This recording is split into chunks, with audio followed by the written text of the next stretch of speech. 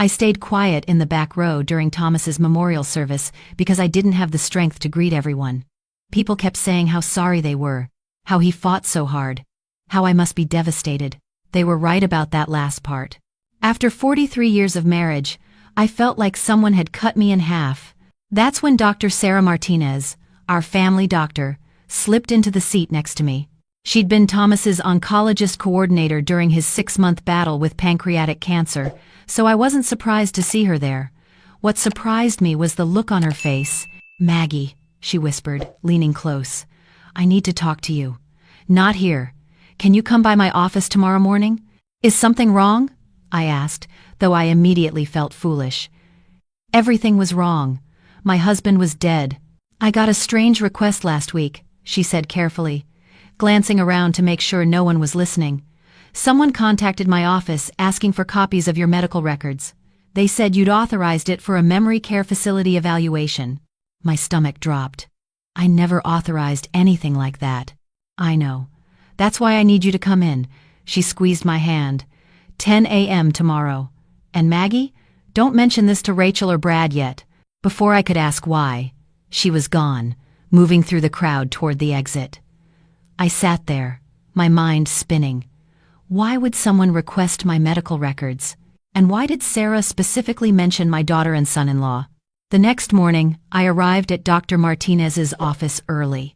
My hands shook as I signed in at the reception desk. The young woman gave me a sympathetic smile that told me she'd heard about Thomas. Everyone in our small suburb of Portland knew everyone else's business. Sarah brought me back to her private office instead of an exam room. That's when I knew this was serious. "Maggie, I'm going to show you something," she said, pulling up a document on her computer. "Last Tuesday, my office received this request form. It's supposedly signed by you, requesting a full psychiatric evaluation and cognitive testing for potential dementia." I leaned forward to look at the screen. The signature did look like mine, but I'd never seen this document before in my life. "I never signed that," I said firmly. "I'm 68, not 98. My memory is fine." "I know it is. That's why I didn't process the request." She pulled up another document. "But then yesterday, I got a second inquiry, this one from Willamette Valley Memory Care. They wanted to confirm that you'd been diagnosed with advancing dementia and needed immediate placement." The room felt like it was tilting. "What? Who would do this?" Sarah hesitated. "The request forms came through Brad's email." "Your son-in-law." I sat back in my chair, trying to process this. Brad had been so helpful since Thomas died, coming by the house every few days to check on me, offering to help with bills and paperwork. Rachel had been distant, which I'd attributed to her own grief over losing her father, but Brad had been right there. Too right there. "There's more," Sarah continued. She handed me a folder. "I started looking into this after the second request. I found 3 separate medical appointment confirmations in your name at clinics you've never been to. Someone's been building a medical history for you, Maggie, a history of cognitive decline." My teacher's instincts kicked in, the same ones that had helped me manage rowdy teenagers for 30 years. When something didn't add up, you looked for the pattern. What would someone gain from this? With a formal dementia diagnosis, they could petition for medical power of attorney, Sarah explained. If a court granted it, they'd have legal control over your medical decisions, your finances, everything. I thought about my house, fully paid off and worth close to $600,000 in Portland's market. I thought about Thomas's life insurance policy, $400,000. I thought about our retirement accounts, our savings. My daughter Rachel was our only child, our only heir. Everything would go to her anyway when I died, unless someone was too impatient to wait. "I need to go home," I said, standing up. "I need to check some things." "Maggie, be careful," Sarah warned. "If Brad realizes you know what he's doing." "I taught high school English for 30 years, I interrupted. "I know how to handle manipulative behavior." But as I drove home, my hands were shaking again. This wasn't some teenager trying to cheat on a test. This was my son-in-law, married to my daughter for 15 years, trying to declare me incompetent. The question was, did Rachel know? I pulled into my driveway and sat there for a moment, looking at the house Thomas and I had bought when Rachel was just a baby. The rose bushes he'd planted were still blooming, even in late October. He'd never see another Portland spring. Inside, I went straight to my desk in the study. Thomas had always handled most of our finances, but he'd taught me everything before he got too sick. I knew where every document was, every password, every account number. That's when I found the envelope. It was tucked into the back of our filing cabinet, in a folder labeled Property Tax, 2019. Not somewhere anyone would look unless they knew it was there. The envelope had my name on it in Thomas's handwriting, along with 2 words. If anything. My heart was pounding as I opened it. Inside was a letter, dated 3 months before he died. My dearest Maggie, it began. If you're reading this, I'm gone, and something has happened that made you suspicious. I'm sorry I couldn't tell you about this while I was alive. I didn't want to burden you while you were taking care of me, but I need you to know what I found out about Brad. I had to sit down. Thomas had known something was wrong. The letter continued. 2 months ago, I overheard Brad on the phone in our backyard. He didn't know I was in the sunroom. He was talking to someone about gambling debts, about needing money quickly. I heard him say, "Once the old man's gone, we can move forward with the plan. Maggie, I think he's been waiting for me to die so he can get access to our money through Rachel." My vision blurred with tears, but I kept reading. I started investigating. I found out he's into an illegal gambling ring for at least $200,000. He refinanced their house without Rachel knowing, took out a second mortgage. I have copies of everything in the safe deposit box at Columbia Bank. The key is taped under the bottom drawer of my desk. If anything happens, if Brad tries anything, call Sarah Martinez. I told her everything. She'll help you. I love you. I'm sorry I have to leave you to deal with this. Be strong. Be smart. Don't let him manipulate you the way he's manipulated our daughter. I sat there crying, holding my dead husband's letter. Even from beyond the grave, he was still trying to protect me. The sound of the front door opening made me jump. I quickly stuffed the letter back in the envelope and shoved it into my cardigan pocket. "Mom?" Rachel's voice called out. "Are you home?" "In the study," I called back, wiping my eyes quickly. Rachel appeared in the doorway, and my heart broke a little. She looked exhausted, with dark circles under her eyes and her hair pulled back in a messy ponytail. This was my baby girl, even if she was 42 now. "Hey," she said softly. "I just wanted to check on you. Brad said he's been trying to call, but you weren't answering. Because I'd been at Dr. Martinez's office, learning that your husband is trying to steal my life. I had some errands to run," I said carefully. "How are you holding up?" She shrugged, not meeting my eyes. "It's hard. Dad was." Her voice cracked. "I keep forgetting he's not here anymore." I wanted to hug her, to tell her everything would be okay. But I needed to know how much she knew about Brad's plan. "Rachel, honey, can I ask you something?" I kept my voice gentle. "How are things with you and Brad, financially, I mean?" Her face went pale. "What? Why would you ask that?" "I'm your mother. I notice things." I stood up and walked over to her. "Are you two in some kind of trouble?" "No," she said too quickly. "Everything's fine. Why would you think?" "Because Brad has been very interested in helping me with my finances lately," I said, watching her reaction carefully. "Very interested in my medical appointments. Very interested in making sure I'm okay living alone." Rachel's eyes filled with tears. "Mom, you're 68. Dad just died. It's natural for us to worry about you." "Worry or plan?" She stepped back like I'd slapped her. "What's that supposed to mean?" I pulled out my phone, one of the skills I'd learned from my granddaughter Emma. "Did you know that Brad tried to get my medical records last week? That he's been setting up appointments at clinics I've never been to?" "That's not," Rachel started, but then stopped. Her face told me everything. She didn't know the details, but she knew something was wrong. "Brad said you were forgetting things. He said Dad was worried about you before he died." "Your father was worried about Brad, not me," I said, pulling out the letter. "Read this." I watched my daughter's face as she read her father's words.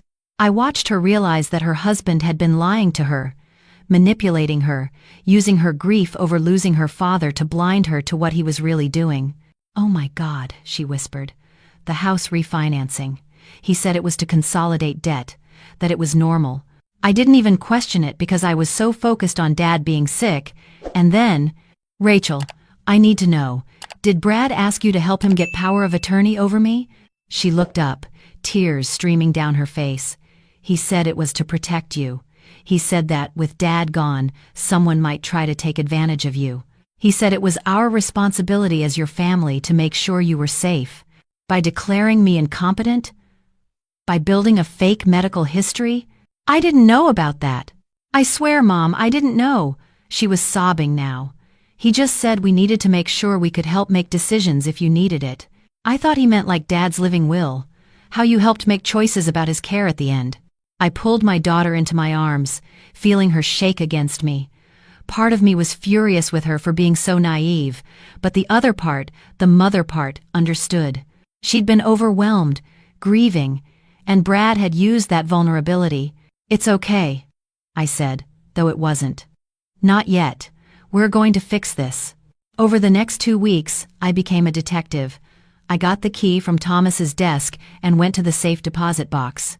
Inside, I found everything he'd promised. Bank statements showing Brad's gambling losses, the secret refinancing documents, even printed screenshots of text messages where Brad discussed the inheritance situation with someone named Tony.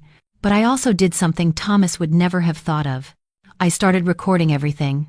I'd learned from my granddaughter Emma, who was 16 and always on her phone, that Oregon was a one-party consent state for recordings.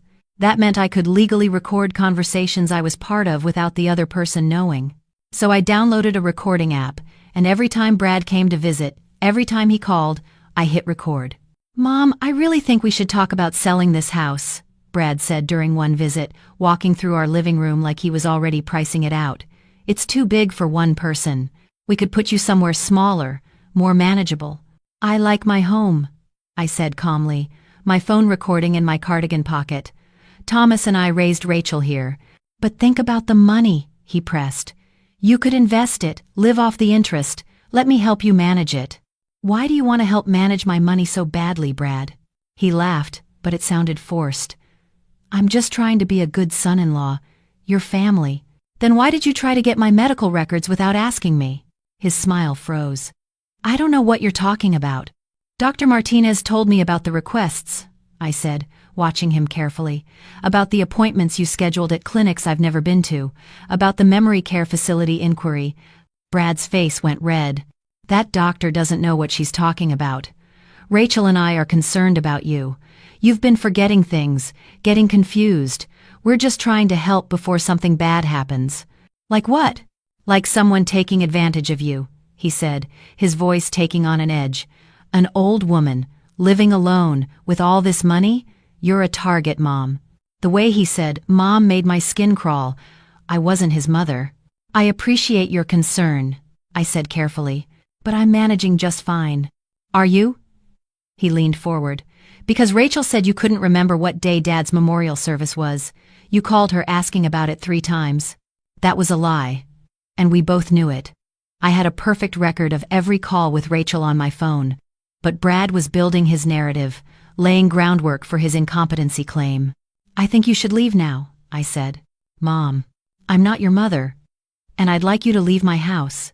After he left, I sat down and cried. Not because I was sad, but because I was angry, furious. This man had wormed his way into my family, married my daughter, and now he was trying to steal everything Thomas and I had built over 4 decades. But I wasn't going to let him. I called my attorney, James Park, the next morning. James had handled our estate planning for years, had drawn up Thomas's will and our living trust. He knew every detail of our finances. "Maggie, what you're describing is elder financial abuse," he said after I explained everything. "It's a felony in Oregon. But we need solid proof before we go to the authorities." "I have proof," I said.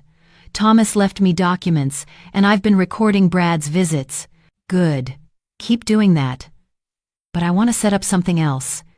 James leaned back in his chair, thinking. "We're going to create a situation where Brad shows his hand completely. Are you willing to act like you're confused, like you need help?" I thought about it. "You want to give him enough rope to hang himself?" "Exactly. We'll schedule a meeting here at my office. We'll tell Brad and Rachel that you've decided you do need help managing your affairs, and you want to sign power of attorney documents. We'll have witnesses present, recording equipment, everything above board. And when Brad reveals what he really wants, "We call the police," James said grimly. "I've already spoken with Detective Morrison at Portland PD. They take elder abuse very seriously, especially when there's evidence of fraud and identity theft." The plan was set for the following Tuesday. I spent the weekend practicing my role, trying to seem confused and fragile. It wasn't hard. I was exhausted from grief and stress, but underneath that exhaustion was a core of pure steel, the same strength that had gotten me through 30 years of teaching, through raising a daughter, through watching my husband die. No one was going to take advantage of me. Tuesday morning, I got a call from Emma, my granddaughter. "Grandma, can I talk to you about something?" "Of course, sweetheart. What's wrong?" "It's Dad," she said, her voice small. "He's been asking me weird questions. About whether you seem confused when I visit, whether you forget stuff. He wanted me to write down examples." My heart sank. Brad had been coaching Emma to provide evidence of my supposed cognitive decline. "Emma, honey, have I ever seemed confused to you?" "No. That's why it's so weird. You're like the smartest person I know. You help me with my AP English homework." She hesitated. "Grandma, why is Dad doing this?" I made a decision. "Emma, I need to tell you something, and I need you to trust me. Can you do that?" "Yeah. Your dad is in some trouble. He's made some bad choices, and he's trying to fix them by doing something that would hurt me. I'm working with my lawyer to stop him, but I need you to not tell him we had this conversation. Can you do that?" "Is Mom okay?" Emma's voice cracked. "Does she know?" "Your mom is learning about it now. She didn't know everything your dad was doing. This isn't her fault. What do you need me to do?" "Just be yourself. If your dad asks you to say I'm confused or forgetful, tell him you haven't noticed anything like that. Tell him the truth." "Okay," Emma said. "Grandma, I love you." "I love you too, sweetheart, so much." The meeting was scheduled for 2 p.m. at James Park's office. Rachel and Brad arrived together, Rachel looking nervous, Brad looking confident. He was dressed in an expensive suit, the kind you wear when you're trying to impress people with money you don't have. "Thanks for coming," James said, gesturing to the conference room. "Maggie's been thinking about what you said, Brad, about needing help managing things." Brad's eyes lit up. "I'm glad you're being reasonable about this, Mom." I sat down, trying to look tired and overwhelmed. It wasn't hard. "I've been having trouble keeping track of things," I said softly. "Bills, appointments. Maybe you're right that I need help." "Of course you do," Brad said, sitting next to me and putting his hand over mine. His touch made my skin crawl. "That's what family is for." Rachel sat across from us, watching quietly. I could see the conflict in her eyes. Part of her wanted to believe Brad was helping. Part of her knew something was very wrong. James pulled out a folder. "I've drawn up some power of attorney documents. But before we proceed, I need to verify a few things with Brad. Standard procedure." "Sure, whatever you need," Brad said confidently. "How much money do you currently owe in gambling debts?" Brad's face went white. "What?" "You heard the question. I have documentation here that shows you owe approximately $207,000 to an illegal gambling operation. Is that correct?" "I don't have to answer that," Brad said, starting to stand. "Sit down," James said firmly. "We're not done. Did you or did you not forge medical appointment requests in Maggie's name at 3 separate clinics? This is ridiculous. I'm leaving. Did you or did you not attempt to access Maggie's medical records by falsely claiming she authorized it for a dementia evaluation?" Brad turned to Rachel. "Are you going to let him talk to me like this? Your mother needs help, and they're treating me like a criminal." "Are you a criminal, Brad?" Rachel asked quietly. "Did you refinance our house without telling me? Did you gamble away $200,000? "That's none of your business," Brad snapped. "I'm your wife. It's absolutely my business." James pressed a button on the conference room phone. "Detective Morrison, you can come in now." The door opened, and a woman in a gray suit walked in, followed by a uniformed police officer. She held up a badge. "Brad Hansen? I'm Detective Morrison, Portland Police Department. I need you to come with me to answer some questions about identity theft, elder abuse, and attempted fraud." Brad jumped up, backing toward the wall. "This is insane! I was trying to help my mother-in-law. She's not capable of making decisions." "Really? Detective Morrison pulled out her phone and pressed play. Brad's voice filled the room. "Once the old man's gone, we can move forward with the plan." It was the recording Thomas had made months ago in our backyard. He'd kept it, left it with James, knowing it would be needed. "That's taken out of context," Brad said desperately. Detective Morrison pressed play again. This time it was one of my recordings from the previous week. "You're a target, Mom. An old woman living alone with all this money? I didn't mean it like that. Brad Hansen, you're under arrest for attempted elder financial abuse, identity theft, and fraud." The uniformed officer stepped forward with handcuffs. Rachel stood frozen, watching her husband of 15 years being arrested in her father's attorney's office. Tears streamed down her face. "Mom," she whispered. "I'm so sorry. I didn't know.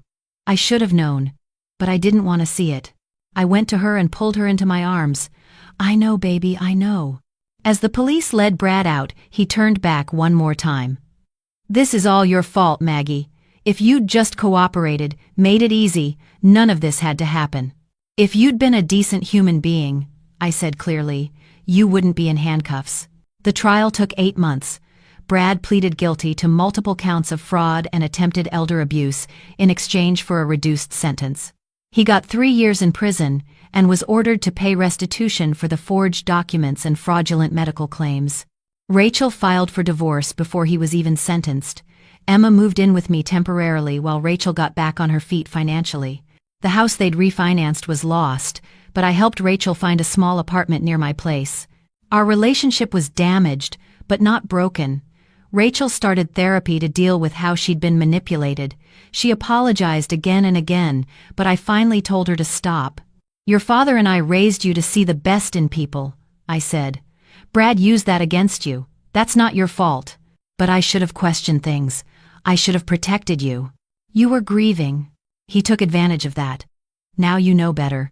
Emma turned out to be the real blessing. Having her in the house brought life back into the empty rooms.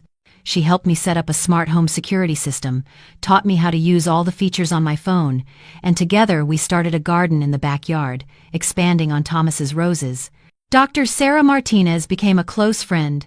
We had lunch once a month, and she always asked about my cognitive function with a wink. "I was sharper than ever," she said. "Trauma either breaks you or makes you stronger, and I'd chosen stronger." I also took James's advice and set up a living trust, putting my house and assets in it to protect them from any future fraud attempts. The trust named Rachel as beneficiary, but with Emma as a co-trustee when she turned 25. I wanted my granddaughter to have a voice in her future. 1 year after Thomas's death, I was walking through our neighborhood when I saw a woman my age sitting on her porch, crying. I'd seen her before, new to the area, recently widowed like me. I walked up to her fence. "I'm Maggie Chen. I live 3 blocks over. Are you okay?" She looked up, embarrassed. "I'm sorry. My son just called. He wants me to sell my house and move in with him and his wife. He says I can't manage on my own." I felt that familiar chill. "Did he offer to help you manage your finances? How did you know?" I sat down on her porch steps. "Because I've been there. Can I tell you a story?" As I told her about Brad, about the fake medical records, about how I'd fought back, I saw recognition and relief in her eyes. She wasn't alone. She wasn't crazy, and she didn't have to be a victim. "What did you do?" she asked when I finished. "I got smart. I got help. And I protected myself." I pulled out my phone and showed her Dr. Martinez's number, James Park's office, and Detective Morrison's direct line. "These people helped me. They can help you too." "I don't know if my son is really trying to hurt me," she said uncertainly. "Maybe he's just worried. Maybe he is. Or maybe he's not. Either way, it's your life, your money, your choice. Don't let anyone take that from you." I started volunteering at a senior center after that, teaching a class on protecting yourself from financial fraud. Emma helped me create handouts about warning signs, legal resources, and technology tools for staying safe. Every class, I told my story. Every class, someone would come up afterward and say, "I think this is happening to me." And I'd help them. Just like Sarah helped me, just like Thomas tried to protect me even after he was gone. On the 2nd anniversary of Thomas's death, I stood in our backyard looking at the roses. Emma was inside making dinner. Rachel was coming over with Chinese food from Thomas's favorite restaurant, and I was surrounded by the life we'd built together. Brad had tried to take this from me. He'd tried to paint me as a confused old woman who couldn't manage her own life. But I'd proven him wrong. I was 68 years old, sharp as ever, and I'd spent 43 years building a life with a man who loved me enough to protect me even from beyond the grave. No one was going to take that away. My phone buzzed. It was a text from Emma. "Grandma, dinner's ready. Mom just got here. Come inside before the food gets cold. Love you." I smiled and typed back, "Coming. Love you too." As I walked toward my house, toward my daughter and granddaughter, toward the family that remained, I thought about all the women I'd helped over the past 2 years. All the stories I'd heard that echoed my own. All the Brad Hansons out there who thought elderly women were easy targets. They were wrong. We were mothers, grandmothers, teachers, nurses, accountants, and engineers. We'd raised children, built careers, survived losses, and come out stronger. We weren't confused. We weren't incompetent. We were survivors. And we weren't going to make it easy.